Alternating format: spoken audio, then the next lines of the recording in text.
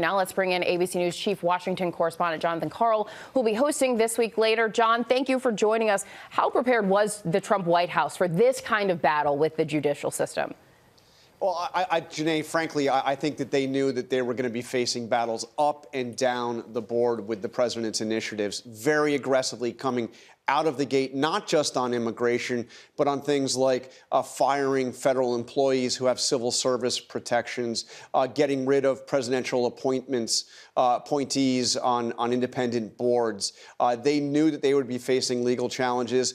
Frankly, looking at some of the cases in court, the individual attorneys have not seemed all that prepared themselves because there is so much incoming. The administration is facing legal challenges on a number of fronts. So many that we continue to watch. Meanwhile, though, John, the Democrats, they really still seem to be searching for a strategy, a rallying cry against Trump. You spoke with Senator Bernie Sanders. What did he have to say? Yeah, in fact, Janae, we went out to see Bernie Sanders in Denver. He is doing what he is calling the Fighting Oligarchy Tour, traveling to key states, trying to build up the resistance against Donald Trump.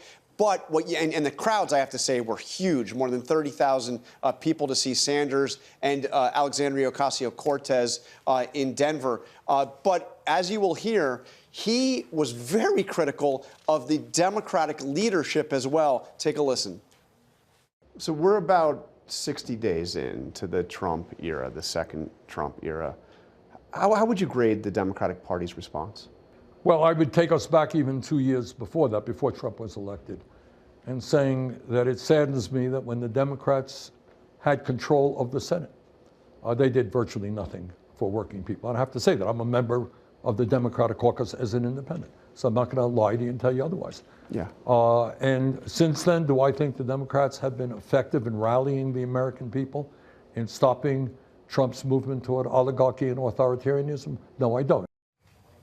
He was quite blunt, as you can see, criticizing the party that he is associated with, Democrats. He still does call himself an independent, but a fascinating conversation and a really energized crowd. As a matter of fact, Bernie Sanders said that was the biggest crowd that he has ever seen, including when he was running for president.